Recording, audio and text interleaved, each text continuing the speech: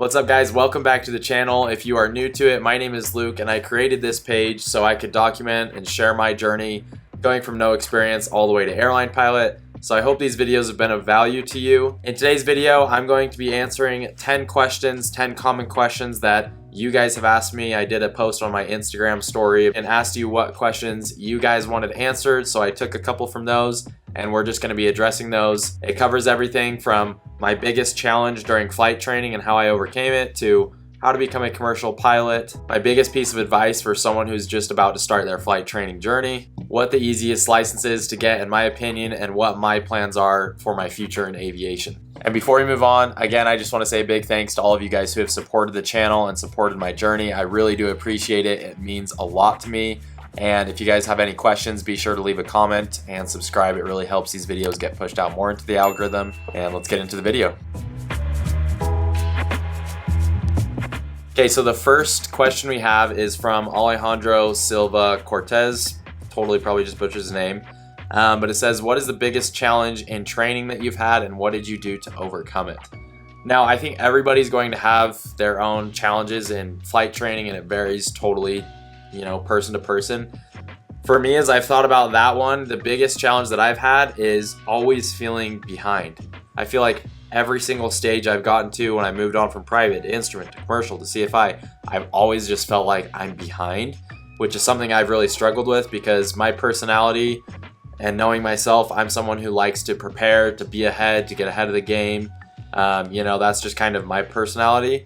And I've always felt like I'm behind, like I'm not learning fast enough. And I didn't really do anything to overcome it. That's just how I felt throughout the whole program. And you'll probably feel similar, I would think, if you're in an accelerated flight training program.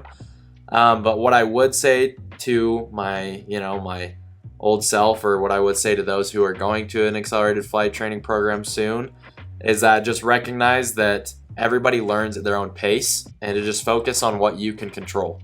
There's only so much we can control. So if you focus on your inputs, on the hard work you're putting in, the studying, everything that you're doing on your own, and you're giving it your max effort, then don't worry about, necessarily the progress or the output because it will come. For some, it comes quicker, and for some, the output and the results and progress come a little bit slower. So I would just recognize everyone goes at their own pace, and as long as you're doing your job, don't sweat about it. It's frustrating to see.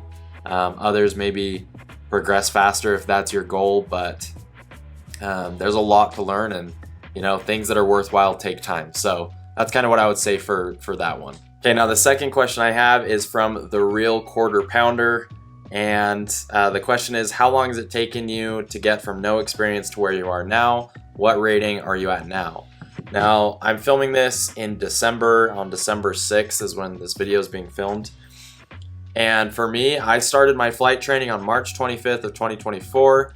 And all the way up to this date, so we're just over 8 months, I've been able to go from private all the way to CFI and commercial multi-engine land. So that's private pilot license, instrument rating, commercial pilot certificate with single engine privileges, certified flight instructor certificate, and then a multi-engine add-on. So I don't know if I just counted right, but that's how many I've done so far. And now the ratings that I'm working on are MEI, so multi-engine instructor, and CFII, certified flight instructor instrument. And I'm hoping to have those done by the year, hoping to get all those ratings done in 9 months. Now that's pretty fast. I feel very fortunate. I've put in a lot of work on my end. I haven't failed to check ride yet, and I feel like that's because I worked hard, but I've also had fair and objective DPEs. Some people get, not so great DPEs from what I hear. So I feel very fortunate that it's gone that fast, but yeah, that's been my pace up to this point. Okay, our next question is from Nove, and he said, what's your process when you have to study for the oral portion of a check ride? Now, my process, I don't know if I would call it maybe a process, but what I typically would like to do and what I do when I study for the oral is I just watch tons of YouTube videos. I look up and watch as many mock orals as I possibly can. So if it's my instrument rating, mock instrument rating, mock CFII rating, just, it doesn't hurt to go to the next level of knowledge. So I just watch as many of those as I can. There's several on YouTube, and then I don't just watch it once, but I constantly rewatch. I'm usually actually just listening, not watching. I'll listen to it on my drive since I have like an hour commute to the training center. And then I'll also, sit in on mocks if I can. If there's other students in my flight school who have mock check rides, sometimes I'll sit in on those, or I'll just ask instructors to do mocks, because I think that's one of the best things you can do. I mean, that works for me instead of just, reading the PHAC over and over and over. I think, when you get new questions from new instructors, it makes you think about things that you've never thought about. So I really would just watch as many of those. I don't know. That works for me. It may not work for everyone, but yeah. Okay, next question is from X Sky Pirate X, and they said, where do you see yourself 5 years from now in the aviation industry? It's currently 2024. At the end of 2029, 5 years from now, I don't know. I'll probably be at a regional or maybe moved on to the next. Yeah, let's see. So I'm hoping to get hired sometime in 2026. So I'll spend all of 2025 instructing, most likely. Maybe do other flying if other jobs arise. I'm not quite sure. I'm trying to get to the airlines as quick as possible, and I'm not super worried about, trying to get some job and get paid a lot more. I'm wanting to get to an airline. So 2025 instructing, 2026 instructing for a while, hopefully get hired on with like SkyWest maybe, or something like that. That's 2026. 3 years from then in 2029, yeah, I'll probably just be at a regional. Hopefully as a captain at a regional would be ideal. And then moving on to a major airline, as soon as I possibly can. So that's kind of right now my projection of where I would like to be. But really, there's so many variables and so many things that can change with hiring, with, different job opportunities. And it also depends on kind of my wife too. She's graduating. So we're just going to work together and see what works out best for us. But that's kind of where I would hope to be in 5 years from now. And before we move on, you guys, I just wanted to say a big thanks to Airplace USA for sponsoring this video. If you haven't heard of them, they offer monthly headset rentals for new student pilots or for those who don't want to drop $1,300 to upgrade their headset. So they have two different options. You can rent to own, where you rent a headset for a certain amount of months until you eventually own it and you just pay monthly, or you can rent and return. So you can just pay a monthly fee to rent a headset, and then eventually when you don't want it anymore, you can just return it, cancel it. It's free. There's no sort of cancellation fee or sign up minimum. The cool part is they've given me a discount code, so you can go in and put Luke10 when you go and you check out, and you'll get 10% off on the rent and return section. So definitely be sure to check them out. They have all sorts of headsets. And let's get back to the video. All right, the next one we have is from Thorge0204, and he said, what is your plan to build hours? And this kind of falls back into the previous question. As of right now, I'm planning to instruct with ATP, at least to begin with, as long as I can pass indoc and everything goes smooth. And we'll just kind of play things out by ear. I'm not totally sure. Maybe I stick with them all the way to 1500. Maybe I go with another flight school.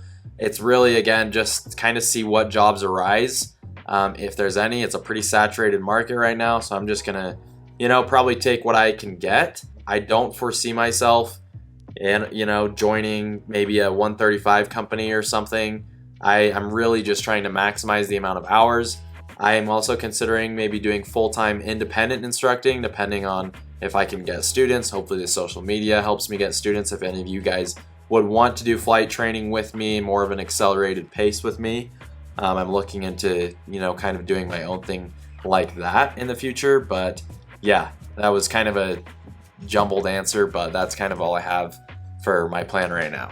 Next question we have is from Dylan Dang, and he says, he's asking, what does it take to become a commercial pilot? Now, I'm not sure if you're referring to like a commercial airline pilot or just get your commercial pilot certificate. This is a common misunderstanding between people who are in aviation and people who aren't in aviation. So if you're a pilot or you're in aviation and you say, I'm a commercial pilot, that doesn't mean you fly at Delta. That doesn't mean you fly for the commercial airlines. But when you get your commercial pilot certificate, for example, I am a commercial pilot. I have my commercial pilot certificate. It allows me to then go work and earn money as a pilot. I can get paid for my services. So that's what it means kind of in the aviation world. And basically to get your commercial pilot certificate, what you're gonna need to do is get a private pilot certificate. And then most people will get an instrument rating after their private pilot certificate. It's not required, but most people do. And then you basically do all this specific training, types of maneuvers. It's all outlined in in the FARs. And then once you hit the required amount of flight hours, about 200, 250 hours, you can use some as simulator time. You can then apply and do your check ride and then get a commercial pilot certificate. Now, if you want to become a commercial airline pilot, there's a lot more training and a lot more time that's needed after receiving your commercial pilot certificate. You'll need 1,500 flight hours in most cases. If you're getting an RATP, then you would only need 1,000.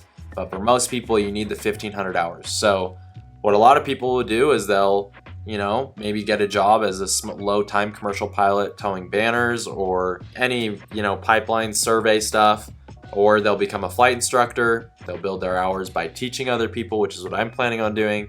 And then once you get to 1,500 flight hours, you can go move on and work for an airline as long as you get a job. So that's there's two different types of commercial pilots depending on who you're talking to. But hopefully that clarified. If you have any questions, just leave them in the comments and I'll try to get back to them too. Okay, the next question we have is from Auk from the Block. I'm loving these names. And he said, what is the easiest license to get? And the easiest license, in my opinion, to get was probably commercial. And the reason for that being is because private, when you're trying to get a private pilot license, it's all so foreign and brand new to you that it's very overwhelming.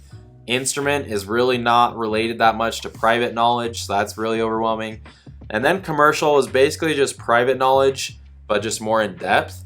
And the nice thing about commercial, you already know how to fly the airplane. You're already a certified pilot. It's basically just sharpening up your skills and learning maybe a few more maneuvers that aren't insanely difficult. And it's just, making sure your knowledge is just a little more in depth. So it honestly wasn't too bad doing commercial. The only thing is you have to do a power off 180 on your check ride, which is where you're in your downwind and you're abeam your touchdown or aiming point and you're going to pull your power idle. You're simulating if your engine failed, and you have to glide it in and pretty much land the airplane on your spot.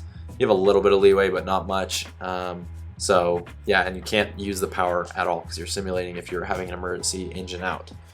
So that's the only part where people will fail in commercial. But if you can get past that, then it's really, most of it isn't too bad. All right, our next question is from that CFI guy, and shout out to him. If you haven't seen his Instagram page, I've been following him for a while, and he's really great if you're going through flight training, and he does lots of educational posts, so definitely recommend following him. But he said, how deep into the FOIs do DPE go?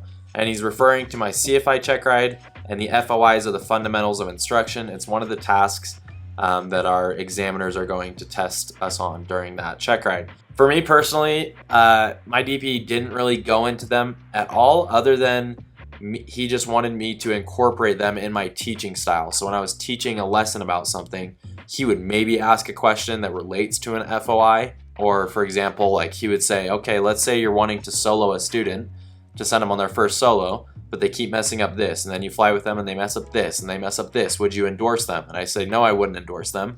Then he says, okay, now they're starting to get really frustrated and they're really like, what are you going to do to help them? So that's where, you'd think of how to minimize student frustrations. And he didn't want you to spit out an acronym. There's obviously hundreds of acronyms, but maybe not hundreds, but he just wanted me to see how I was actually going to minimize that student's frustration. You can use the acronym, but anyway, so it was just incorporated like that, which I loved. I thought it was way better than just like teaching a lesson on FOIs. And I think a lot of DPs will just have you incorporate it like that, but hopefully that helps. All right, our second to last question is from Blaine Henderson, and he said, what is your biggest piece of advice for someone about to start their student pilot journey? Now, I've got a couple pieces of advice that I would give. One of the biggest ones, though, that I would say is to fly frequently, especially if you're trying to get your certificate in a short amount of time and you don't want it to drag out really long. Fly frequently and study frequently. I think if you space things out over a really long period of time and you're only flying once or twice a week, you'll fly once on a Monday, and then if you don't fly again until Saturday, you probably forget half the stuff you did on Monday. So then half of that Saturday flight is wasted. So I don't know, that's just my 2 cents. And then going into that, if you're wanting to fly frequently, make sure you have the funds set aside, whether that's through a loan or however you're wanting to pay. Make sure you have it set aside and you're not just trying to pay literally out of your pocket for each flight lesson and you're barely able to pay for the lesson at a time. Obviously, you want to pay per lesson. You don't want to pay lump sum ideally, but just make sure you have a lump sum set aside that you can pull from, and you have enough to get your private pilot certificate, or you have enough to get your instrument rating. Now, some of the other things I would say is that make sure you're doing your part, make sure you're studying, you're working hard, and you're chair flying, you're doing all the boring stuff, you know, but the stuff that helps. And as long as you're doing that, then make sure you have an instructor that works well with you. If you're paying so much money, you are the client, you're the consumer, and the school is not. And you should make sure that you have a good instructor and he or she is worth your time and your money, because you're paying a lot for this. But obviously, if you're not doing your part, you can't expect your instructor to be super great and to want to work with you. So it's kind of a two-sided thing, but that's all I would say on that. But as long as you work hard, you do your part, and you're flying frequently, then I think you're going to be ready to go and you'll get your ratings in no time. Okay, the last question that I'll address is from eHunt 331, and he said, what tips do you have for studying, staying motivated, and practical check ride studying tips? Now, tips for studying, something that I've done that I really liked is making flashcards. So for all the acronyms that you're going to learn about, I would make flashcards for every single one of those. For all the different pertinent regulations for your private pilot license, I would make flashcards and try to memorize all the regs, not word for word, but memorize where to find the regs. So required equipment for day VFR flight is 91205 in the FARs. So I would just try to memorize that at 91207 and 91107 and all those things. So those really helped me, is reviewing those frequently. And if you can, even once you get into instrument, if every once in a while you review your private flashcards, it really helps for once you get to CFI, then it sticks later on. Tips for staying motivated. This is kind of a hard one. I feel like it's hard to stay motivated sometimes, and that's just where discipline comes in. And that's kind of my personality. And I would just remind myself of kind of the end long-term goal. I think a career in aviation, if you love flying and you love airplanes, you just got to remember that, would you rather be doing that or would you rather be doing something else? And as long as you can remember why you're doing it, then that's kind of all you've got, because motivation comes and goes. But if you remember the end goal and you're disciplined and you know what you want, I think it just really helps to remember that end goal. I don't know, not a great answer for that one. And then practical check ride studying tips, kind of already talked about it. Watch a lot of mock orals if you can. If you do want to book a mock oral with me, you can do it in my YouTube bio or Instagram bio. I have links, and I do mock orals for a pretty affordable rate compared to a lot of CFIs. But yeah, that's kind of all I've got for that. But that's all I've got for this video, you guys. Thanks so much for watching. Like and subscribe. I would really appreciate it. It helps get these videos out in the algorithm. And let me know if you have any questions, and safe flying.